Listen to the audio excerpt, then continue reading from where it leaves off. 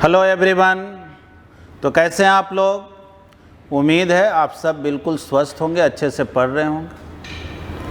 हम लोग last class में बायोट सावर्ट लॉ का कुछ एप्लीकेशन देखे थे, जिसमें सर्कुलर आर्क के कारण, स्ट्रेट वायर के कारण अलग अलग केसेज में मैग्नेटिक फील्ड को निकाले थे। देखिए 12th के एग्ज़ाम में जो पूछा जाता है आपसे, वो पूछा जाता है कि सर्कुलर वायर के एक्सिस पे अगर कोई पॉइंट हो तो मैग्नेटिक फील्ड क्या होगा। ये डेरिवेशन आपसे सबसे ज़्यादा बार पूछा जाता है। Magnetic field on the axis of a circular loop या सर्कुलर वायर, कुछ भी कहें।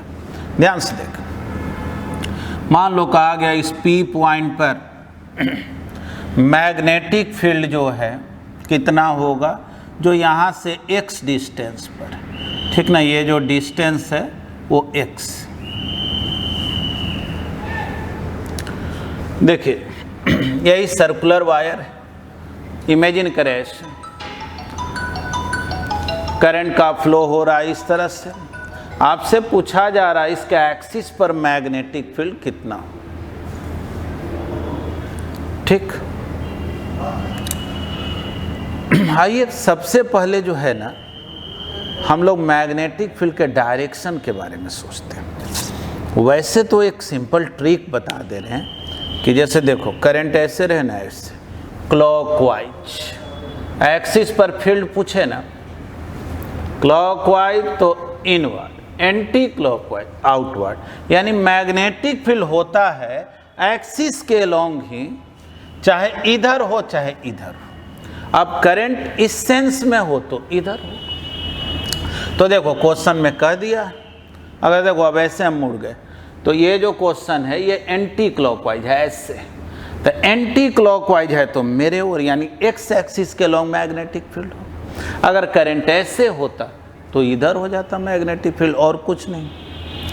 यानी देखो यहाँ से यहाँ वाला जो पोर्शन है ना, ये वाला पोर्शन वो एक्स एक्सिस के अंदर है, ऐसे ना वायर रखा हुआ है, तो ये वाला पोर्शन यहाँ दिखाया गया है, और ये बाहर वाला पोर्शन है, इधर वाला पोर्शन है ना। तो एक तो ये ट्रिक है, लेकिन अगर मेथड का बात करें तो आप तो बायोट सावर्ट लॉ में पढ़े थे कि मैग्नेटिक फील्ड किसी भी एलिमेंट के कारण μ0/4 पाई I dl cross r upon r Q, dl cross r। तो dl का डायरेक्शन किधर होता है जी? तो करंट के डायरेक्शन, जैसे यहाँ dl इधर, यहाँ, यानी dl जो होता है ना वो अलोंग द टेंजेंट होता है। ये dl हो, ये dl है ना, करंट के डायरेक्शन में। कर्व है तो अलोंग द टेंजेंट हो। मैग्नेटिक फील्ड इस पॉइंट पर कितना हो और किस डायरेक्शन में हो, तो ठीक, इसी को हम लोग r बोल देते हैं। तो हम लोग जैसा कि जानते हैं कि एलिमेंट के कारण magnetic field μ0/4 pi I dl cross r upon r Q होता। यानी ये मैग्नेटिक फील्ड dl के भी परपेंडिकुलर होगा और r के भी परपेंडिकुलर होगा, है ना। Magnetic field is perpendicular to dl and magnetic field is perpendicular to r, दोनों के होगा। तो इस फिगर में किधर होगा जी? थोड़ा सोचा जाए तो ध्यान से देखो, ये 3 डायमेंशनल फिगर है, थोड़ा समझने में तो दिक्कत होता है। करंट ऐसे, हम टॉप पॉइंट पर हैं, इस dl को देख रहे हैं। देखो dl इधर, यानी कि करंट ऐसे, dl इधर और r हो गया इधर। सोच लो, dl इधर, r इधर, dl क्रॉस r करोगे तो इधर हो गया। यानी इस एलिमेंट के कारण मैग्नेटिक फील्ड इधर होगा, और मालूम है कि मैग्नेटिक फील्ड dl के भी परपेंडिकुलर होगा, मैग्नेटिक फील्ड r के भी परपेंडिकुलर होगा। यानी कि dl और r का जो प्लेन है उन दोनों के परपेंडिकुलर होगा। तो मैग्नेटिक फील्ड आप देखेंगे, देखो ये r है, मैग्नेटिक फील्ड जो है ना वो इधर, ठीक। सेम वर्क आप इधर से अगर करें और dl क्रॉस r का डायरेक्शन देखें, तब जो है आर इसको बोलते और तब dl क्रॉस आर इधर हो जाता। तो देखो जी, एक तरह से हम लोग क्या देख रहे हैं कि इसमें हम एलिमेंट लेते जाएंगे तो जो मिलाने वाला लाइन है ना एलिमेंट से इस P पॉइंट को, मैग्नेटिक फील्ड उस लाइन के परपेंडिकुलर है। तो देखो अगर ये दो अपोजिट एलिमेंट का ही बात करें, दोनों जो एक दूसरे के अपोजिट में है कि यहाँ पर है ठीक उसके सामने, तो इसका मैग्नेटिक फील्ड इधर, इसका इधर, तो नेट मैग्नेटिक फील्ड तो एक्स एक्सिस में होगा ना। वैसे ही अगर यहाँ एक लें और एक यहाँ लें तो इन दोनों का भी रिजल्टेंट एक्स में होगा ना। यानी एक बात तो तय हो गया कि नेट मैग्नेटिक फील्ड जो है वो किधर डायरेक्टेड होगा, एक्स एक्सिस के अलोंग डायरेक्टेड होगा, और dB जो है वो 90 डिग्री के एंगल पे होगा। यानी एलिमेंट के कारण जो मैग्नेटिक फील्ड होगा वो 90 डिग्री के एंगल पे होगा R से। ये तो हम लोग समझ गए, ठीक ना। तो हम लोग ये बोलेंगे it is clear that net magnetic field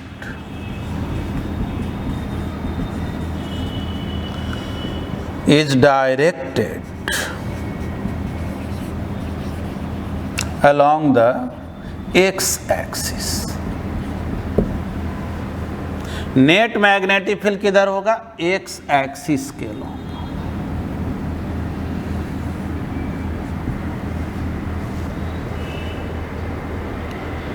ठीक, अब हम लोगों को मैग्नेटिक फील्ड का वैल्यू कैलकुलेट कर। तो मैग्नेटिक फील्ड का वैल्यू कैसे कैलकुलेट करें।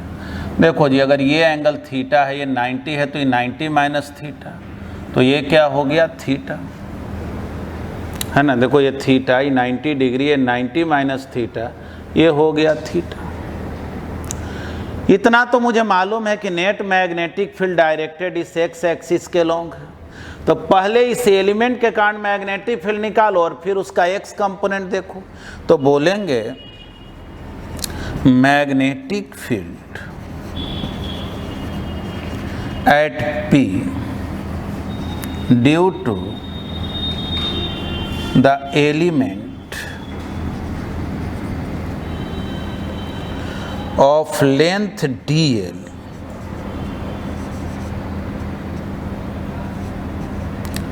on this circular loop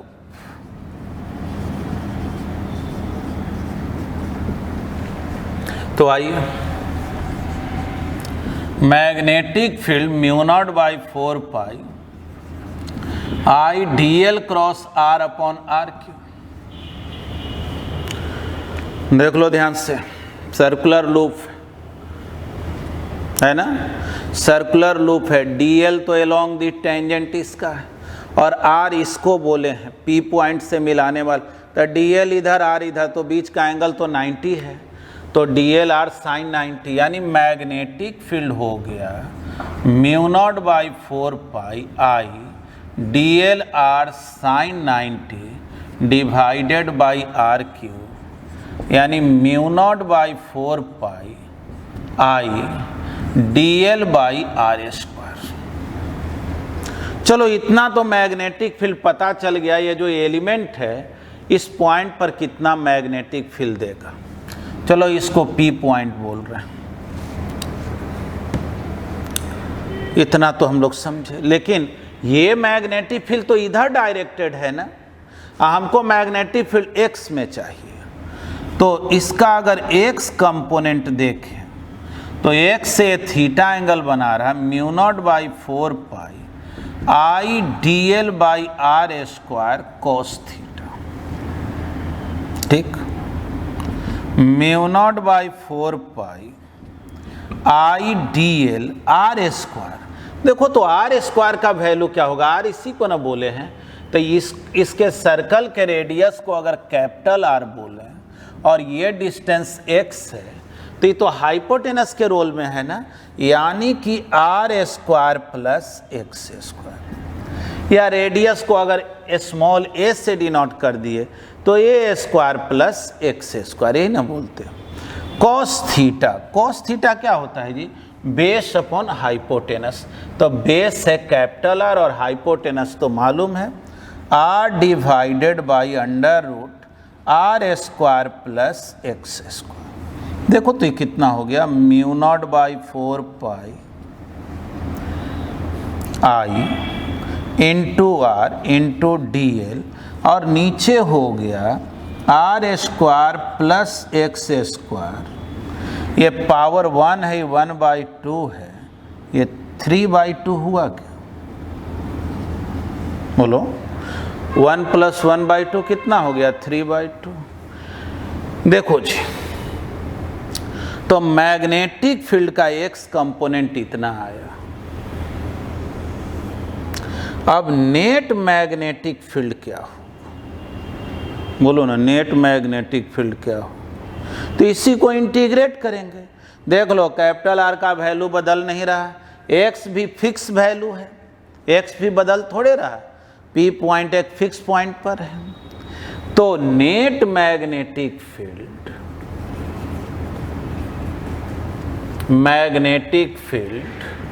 eight P, तो क्या बोले, mu not by 4 pi I into R divided by R square plus X square power 3/2 integration dl।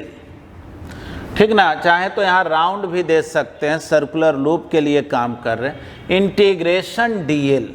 तो सोचो तो dl तो एक एलिमेंट का लेंथ है ना, सारे dl को ऐड करोगे तो 2πr हो जाएगा क्या इसका perimeter.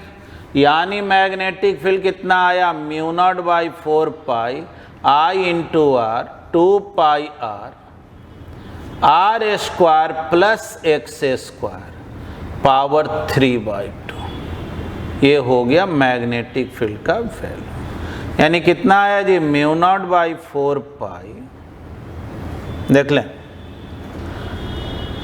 I into 2πr square divided by R square plus X square power 3/2। ऐसे याद रखने में थोड़ा सुविधा होता है। म्यू नॉट बाई 4 पाई का वैल्यू आप जानते हैं 10⁻⁻7 होता है। अब देखो, चाहे तो पाई कैंसिल कर दें, यहाँ 2 भी कैंसिल कर दें, लेकिन देखो अब इसको हम शॉर्ट में लिख देते, तो mu not I R square, नीचे हो गया 2 R square plus X square power 3/2। ठीक है, ये भी आप लिखेंगे, गलत नहीं है, बिल्कुल उसी को लिखा गया। लेकिन ऐसे जब लिखते हैं ना तो हमारे लिए सुविधाजनक होता है। क्या भाई, म्यू नॉट बाई 4 पाई लगभग हर फार्मूला के स्टार्ट में आता ही है। ऊपर हो गया I इंटू 2πr स्क्वायर और नीचे R square plus X square power 3/2। Capital R क्या है, तो सर्कल का रेडियस है, और नेट मैग्नेटिक फील्ड का डायरेक्शन किधर है, तो एक्सिस के लॉन्ग है। हाँ, तो कोई अगर ये पूछे कि एक्सिस के लॉन्ग मैग्नेटिक फील्ड है, तो एक्सिस तो इधर भी है इसका, तो बोलेंगे, अभी जो ट्रिक सिखाए थे अब आगे से याद रखें। जैसे मान लो करंट ऐसे, तो मेरे को दिखाई पड़ा क्लॉकवाइज, तो क्लॉकवाइज तो इधर बोल देंगे। अगर एंटी क्लॉकवाइज दिखाई पड़ रहा मेरे तरफ बोल देंगे। अगर देखो बोर्ड पर करंट ऐसे है, क्लॉकवाइज अंदर की ओर, एंटी क्लॉकवाइज तो बाहर की ओर मैग्नेटिक फील्ड दिखाएंगे। ठीक ना, तो चलिए इसको पहले लिखे। तो देखिए, जैसे हम लोग सीखे कि जब भी सर्कुलर लूप हो और उसके एक्सिस पे मैग्नेटिक फील्ड पूछा जाए, तो मैग्नेटिक फील्ड इसके एक्सिस के लॉन्ग होगा। जैसे इस डायग्राम में एक्सिस के लॉन्ग होगा। और याद रखना इसमें एक बात, यहाँ भी देखोगे तो इधर ही, ठीक ना, सेंटर पे भी ऑल पॉइंट पर सेम डायरेक्शन में होता है, इसको याद रखना। ये नहीं होगा जैसे इलेक्ट्रोस्टैट में क्या होता था, यूनिफॉर्मली चार्ज रिंग लेते थे तो इस साइड में इलेक्ट्रिक फील्ड इधर हो जाता था, इस साइड में इधर हो जाता था अगर पॉजिटिवली चार्ज रिंग है। लेकिन इसमें याद रखना एक्सिस पे ऑल पॉइंट पर डायरेक्शन जो होगा वो एक जैसा होगा। यानी कि अगर यही करंट ऐसे दिखाया गया होता,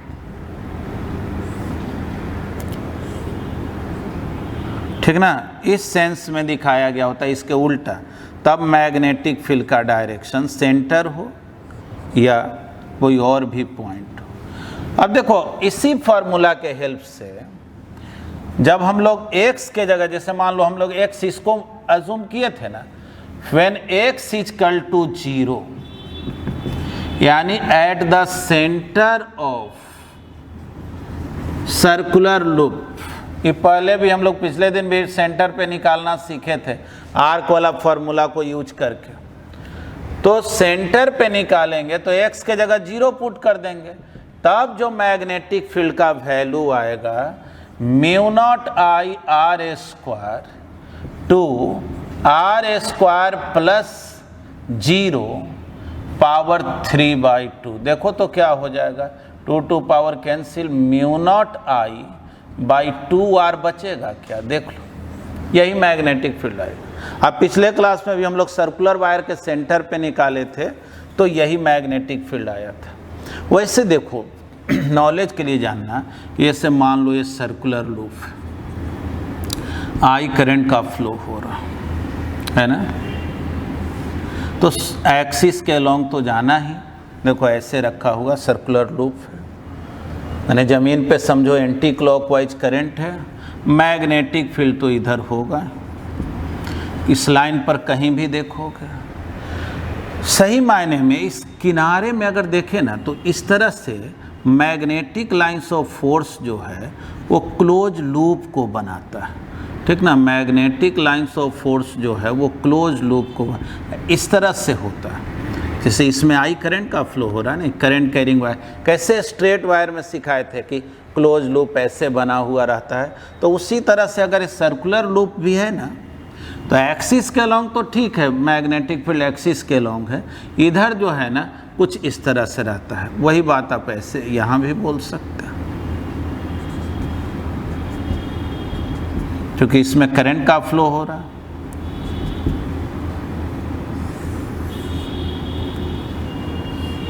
मैग्नेटिक लाइंस ऑफ फोर्स किनारे में ऐसा होता है, ठीक ना। ये है करंट कैरिंग वायर, और ये सब जो दिखाया गया वो क्या है, मैग्नेटिक लाइंस ऑफ फोर्स।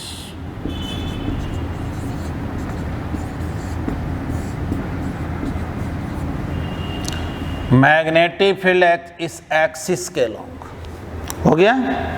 तो चलिए यहां तक तो हम लोग सीख गए, इसको नोट करें। अब हम लोग कुछ एप्लीकेशन देखते हैं, मतलब जो 3 फार्मूला सीखे, सर्कुलर आर्क के लिए, स्ट्रेट वायर के लिए, सर्कुलर वायर के कारण एक्सियल पोजीशन पे, पहले हम लोग इस पर बेस्ड न्यूमेरिकल देख लें, और तब हम लोग आएंगे एम्पियर सर्क्यूटल लॉ आगे पढ़ना है, जिसमें सोलेनॉइड, टोरॉइड वो सब का एप्लीकेशन पढ़ना, तो सबको एक साथ पढ़ेंगे।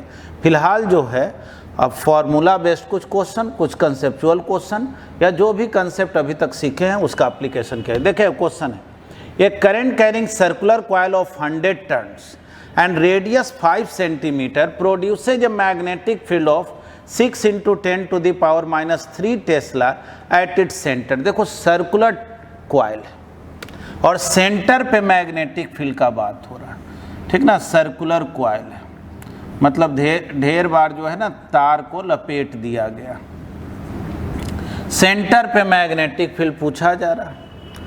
तो सेंटर पे तो आप जानते हैं सिंगल अगर कॉइल रहता है तो mu not I by 2r, चाहे 2a जो कहो, n टर्न है तो n से मल्टीप्लाई कर दो। मैग्नेटिक फील्ड तो जानते ही वो एक्सिस के अलोंग होता है, खैर डायरेक्शन का बात कुछ भी नहीं रहा।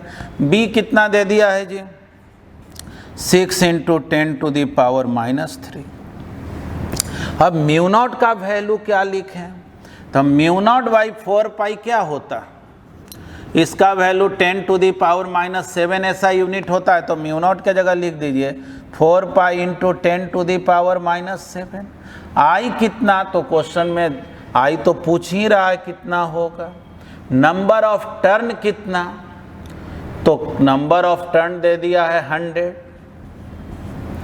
Divided by 2 into radius.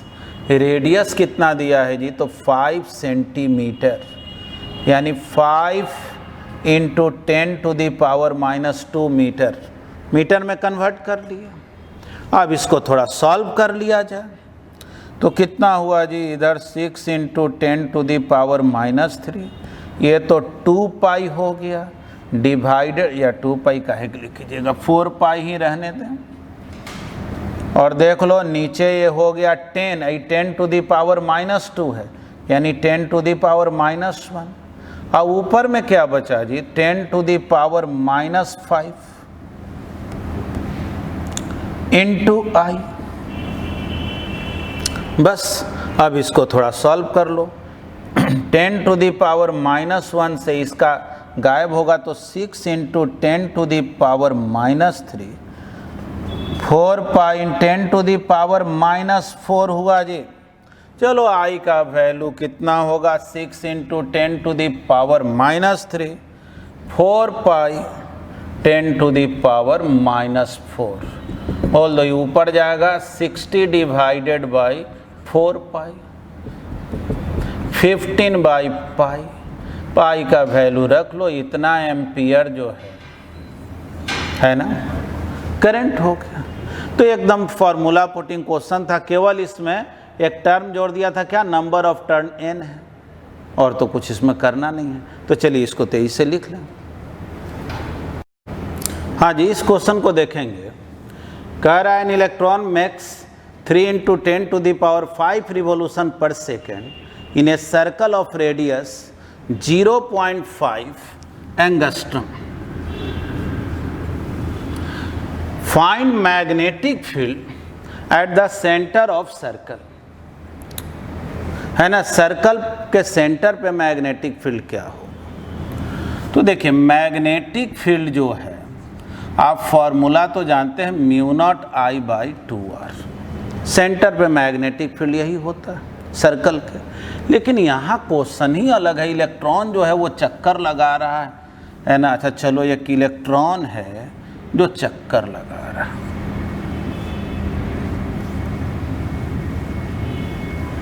Radius दिया हुआ है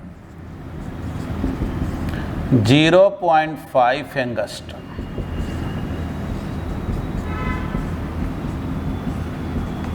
ठीक, 3 इंटू 10⁵ रिवोल्यूशन पर सेकेंड कर रहा है। तो ये तो फ्रीक्वेंसी है ना जी, 1 सेकेंड में इतना चक्कर लगा रहा। तो अगर टाइम पीरियड पूछा जाए, एक चक्कर लगाने में कितना टाइम लगा, तो 1/फ्रीक्वेंसी करते है ना। या आप चाहें तो एंगुलर वेलोसिटी निकाल सकते हैं, जैसे ओमेगा जो होता है, एंगुलर वेलोसिटी, एक चक्कर लगाया, एंगल कितना कवर किया, 2 पाई, मान लो t टाइम, तो 2 पाई/t को हम लोग एंगुलर वेलोसिटी बोले, और 1/t को हम लोग फ्रीक्वेंसी बोल देते हैं। 1 टाइम पीरियड को फ्रीक्वेंसी बोल देते हैं, यानी ओमेगा हो गया 2 पाई न्यू। और याद करें, आपको बस 1-2 क्लास पहले ही सिखाए थे, जब मैग्नेटिक मोमेंट निकालने के लिए, कि चार्ज जब सर्कल में मूव करता है तो जो करंट होगा, यानी इस इलेक्ट्रॉन के कारण जो करंट का फ्लो होगा, ठीक ना, सिंगल इलेक्ट्रॉन ही है, तो इलेक्ट्रॉन में केमिस्ट्री में पढ़े होगे ना, ये वेव नेचर और पार्टिकल नेचर दोनों को शो करता है। तो ये जो करंट का फ्लो कराएगा, उसका फॉर्मूला होता है Q⍵/2 पाई, है ना। इसका फॉर्मूला ही होता है, जब भी चार्ज ओमेगा एंगुलर वेलोसिटी से रोटेट करे सर्कल में, तो करंट कितना, Q⍵/2 पाई। ठीक, तो Q के जगह तो इलेक्ट्रॉन है, E हो गया, ओमेगा के जगह 2 पाई न्यू डिवाइडेड बाई 2 पाई, यानी देखो ना करंट क्या हो गया, E इंटू न्यू। आप जानते ही हैं E का वैल्यू क्या, न्यू का वैल्यू क्या। दिया हुआ है, न्यू भी, ई भी दिया, इलेक्ट्रॉन का चार्ज। लेकिन निकालना क्या है, मैग्नेटिक फील्ड सेंटर पे। तो magnetic field at the centre, तो mu not I by 2r, mu not हो गया 4 pi into 10 to the power -7। I का वैल्यू हो गया, अच्छा देखो यहीं पे लिख लेते हैं, आई है ई न्यू बाई 2r। तो देखो जी, म्यू नॉट तो हो गया 4 pi into 10 to the power -7, e का वैल्यू 1.6 into 10 to the power -19 coulomb, और न्यू दिए हुए है 3 into 10 to the power 5 divided by 2r। Radius कितना दिए हुए है जी, तो 0.5 एंगस्ट्रम 10 टू द पावर -10। तो अब इसको सॉल्व करेंगे तो 1.6 इंटू 3, 4 पाई यहाँ है, पाई 3.14, और ये हो गया 4.8। अब जो है 10 to the power -7, 10 to the power -90, 10 to the power -26 और +5 है, यानी 10 टू दी पावर -20। और नीचे में क्या बच गया, 1 इंटू 10 टू दी पावर -10। तो देखो तो इसको मल्टीप्लाई करके देखो, ये 60.2 के अप्रॉक्स आता, और ये हो गया 10 टू दी पावर -11 बच गया ना, इतना टेस्ला हो गया। या आप चाहें इसी को लिख सकते हैं 60.2 divided by 10 to the power -10 टेस्ला। 10 से डिवाइड करेंगे तो देखो इसी को अप्रॉक्सीमेटली ऐसे लिख देता है 6 into 10 to the power -10 tesla, है ना। है तो 60 बार लिखने के लिए 6.02 लिखना चाहिए, है ना। अब लिख सकते हैं 6.02 10 टू दी पावर -10 टेस्ला, या अप्रॉक्स लिखें तो 6 इंटू 10 टू दी पावर -10, है ना। तो चलिए अब इसको नोट कर लें। देखिए अब हम लोग कुछ क्वेश्चन बना रहे हैं जिसमें सर्कुलर वायर के सेंटर पे जो मैग्नेटिक फील्ड निकालना होगा, एक से ज़्यादा भी सर्कुलर लूप हो तो कैसे काम करते हैं, ध्यान से देखेंगे। फाइंड, ठीक ना, find magnetic field at the centre of the circle in given cases।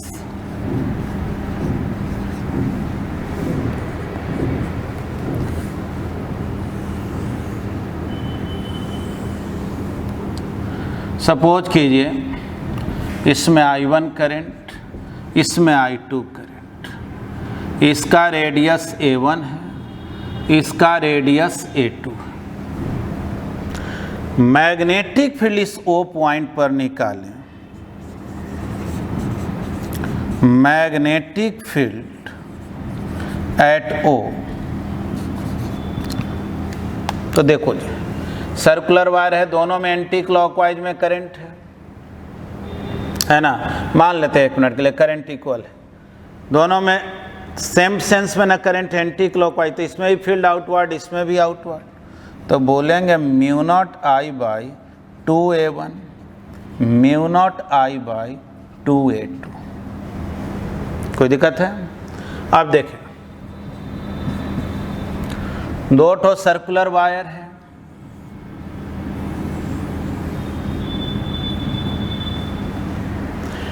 इसमें जो करंट है मान लो क्लॉकवाइज सेंस में आ रही है, याद रखेंगे दोनों में एंटी क्लॉकवाइज है तो फील्ड किधर हो गया, आउटवर्ड हो गया, है ना।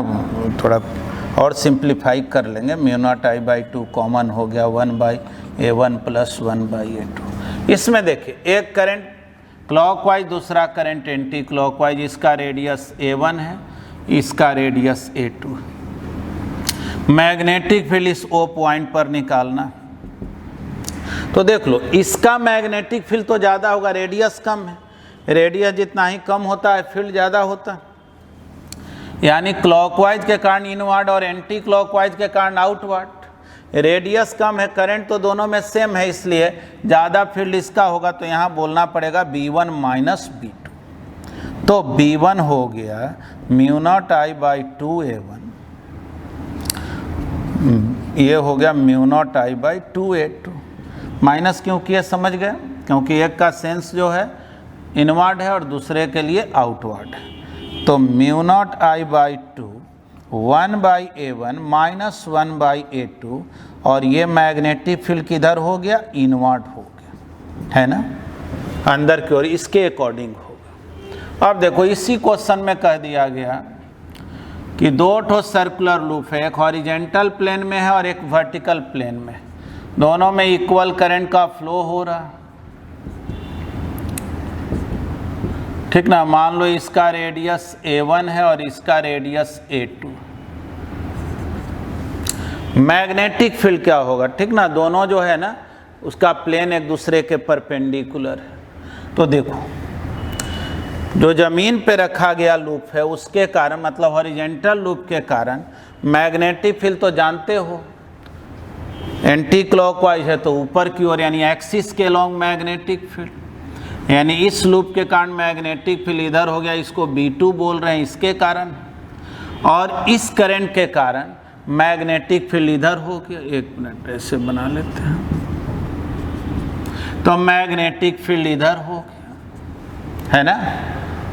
ये जो सर्कुलर लूप है इसके कारण जो मैग्नेटिक फील्ड है वो इधर हो गया। बीच का एंगल कितना हो गया जी, 90, यानी दो मैग्नेटिक फील्ड है इस पॉइंट पर, एक इधर डायरेक्टेड एक इधर डायरेक्टेड, दोनों के बीच का एंगल 90 है।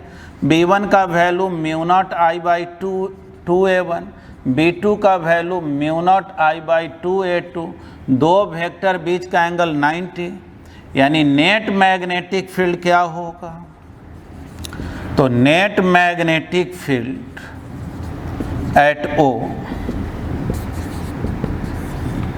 √B1² plus B2²।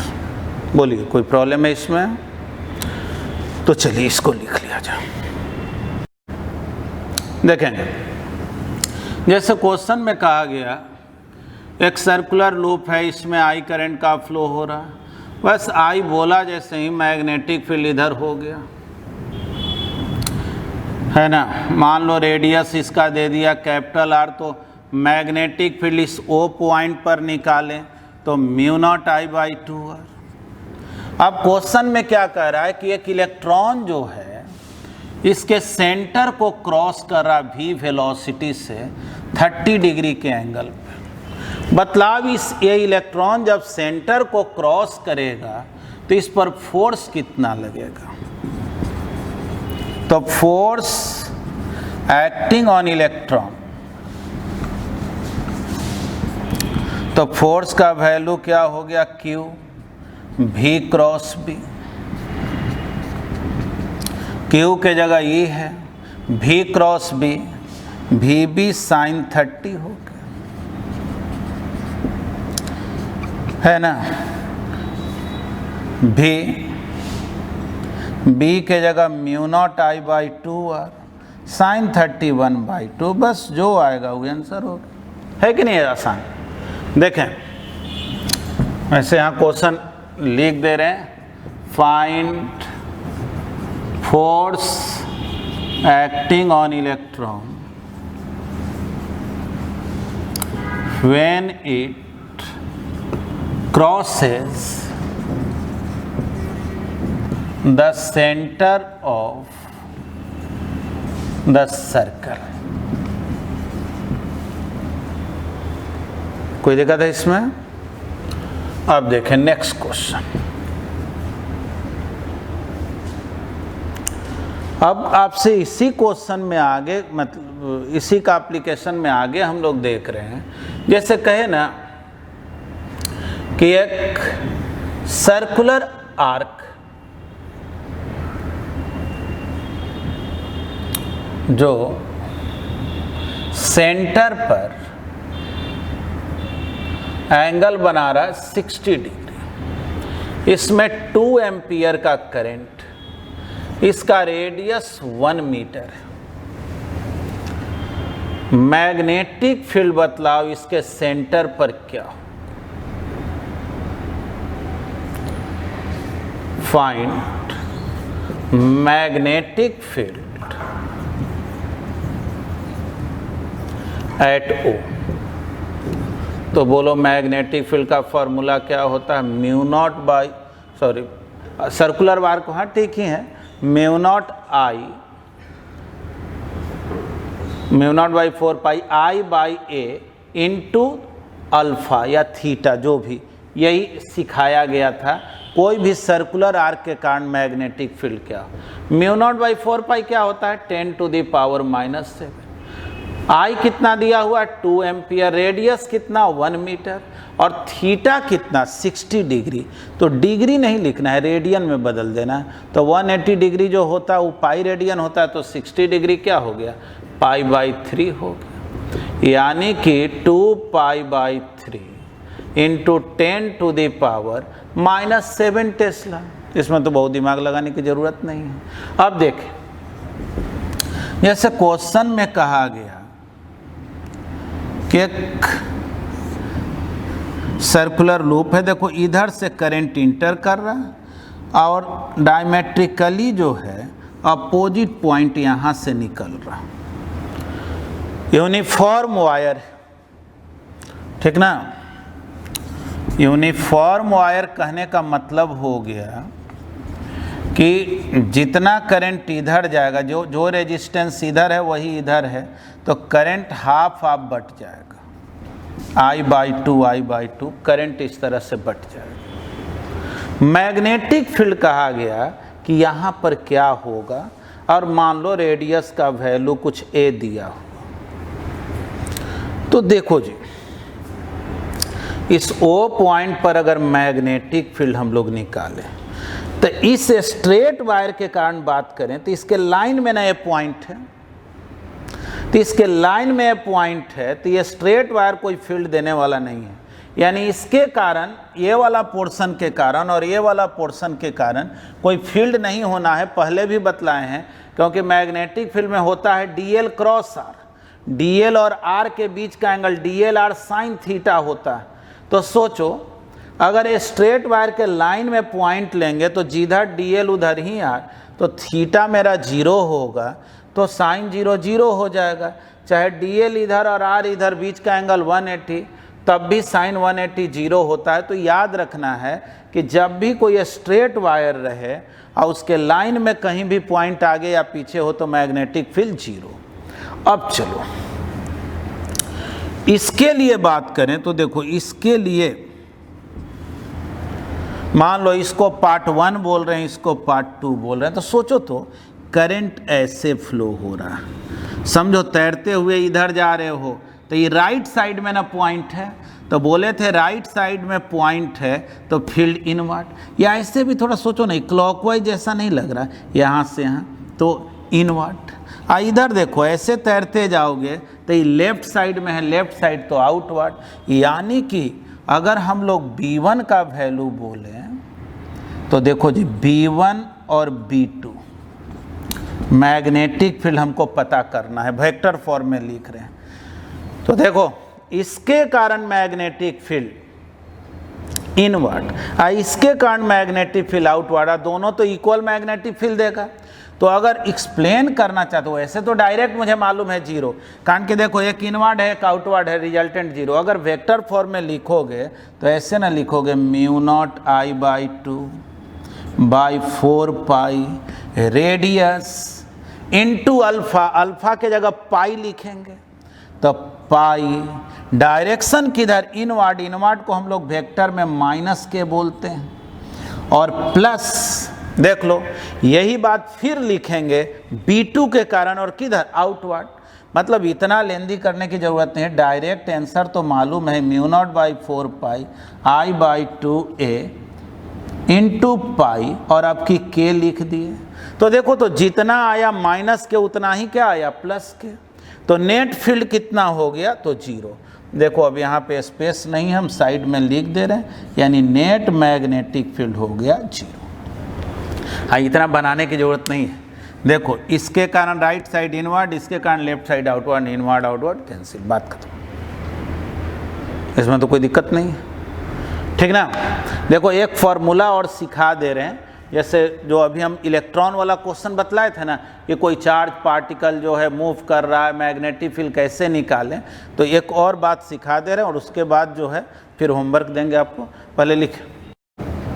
देखो एक बात और समझना, जैसे कोई कहे ना एक चार्ज पार्टिकल v वेलोसिटी से जा रहा है, p पॉइंट पर मैग्नेटिक फील्ड क्या होगा, तो बायोट सावर्ट लॉ में तो करंट कैरिंग एलिमेंट के लिए ना पढ़े थे। देखो अगर सिंगल चार्ज रहे तो ये बायोट सावर्ट लॉ का ही पार्ट है, μ0/4π q v cross r upon R cube.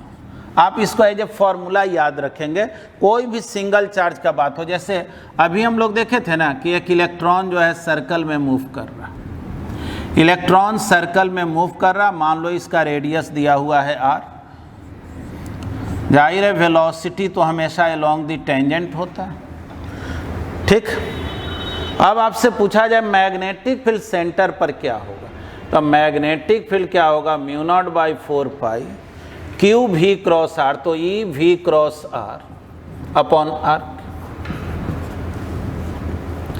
यानी μ0/4π e v cross r, v इधर r इधर, VR sine 90 divided by R cube, यानी μ0/4π EV divided by R square. अगर वेलोसिटी के टर्म में लिख, इसी को ओमेगा के टर्म में लिखें तो μ0/4π सर्कुलर मोशन में v = r ओमेगा होता है, तो r omega by R square, यानी तब magnetic field μ0/4π e omega by R square. Sorry, एक आर तो कैंसिल हो गया ना, ये हो जाता है।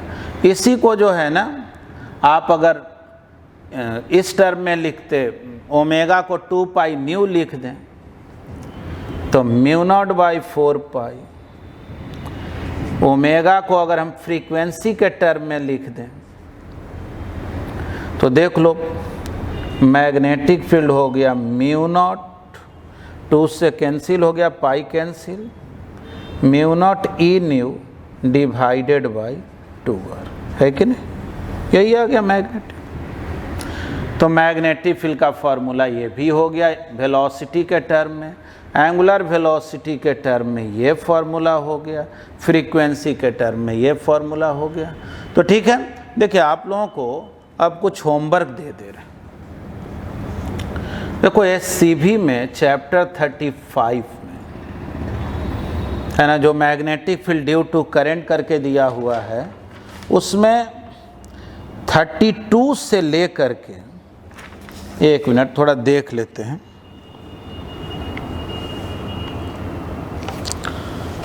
32 से लेकर आप ट्राई कर लेंगे 46 तक। ये ज़्यादातर क्वेश्चन सर्कुलर वायर का रहेगा, सर्कुलर लूप का रहेगा। फिर अगले क्लास में आपको हम एप्लीकेशन में सिखाएंगे कि जब स्मॉल करंट कैरिंग आर्क हो या लार्ज आर्क ही हो, स्ट्रेट वायर आर्क का कॉम्बिनेशन हो, एक्सियल पोजीशन का जब बात हो, और तब उसके बाद हम लोग आएंगे एम्पियर सर्क्यूटल लॉ, जिसमें सोलेनॉइड टोरॉइड का बात करना है। उसके बाद ये टॉपिक आपका फिनिश हो जाएगा। देखो टाइम के पॉइंट ऑफ व्यू से यही सब चैप्टर में लगता है। इसमें एक और परमानेंट मैग्नेट है। परमानेंट मैग्नेट पढ़ने पे लगता है कि हम फिर से इलेक्ट्रोस्टैट ही पढ़ रहे हैं, वो सब बहुत आसान लगेगा। मतलब इलेक्ट्रोस्टैट में खास करके डाइपोल वाला पार्ट ही परमानेंट मैग्नेट जैसा है, तो हम लोग उसको पढ़ेंगे। फिर AC एंड इलेक्ट्रोमैग्नेटिक इंडक्शन है। फिर ऑप्टिक्स मॉडर्न में बहुत ज़्यादा टाइम नहीं लगता है, फिर भी कोशिश करेंगे कि एकदम हर चीज़ थॉरोली जैसे बताते रहें वैसे बताएंगे। थैंक यू, धन्यवाद।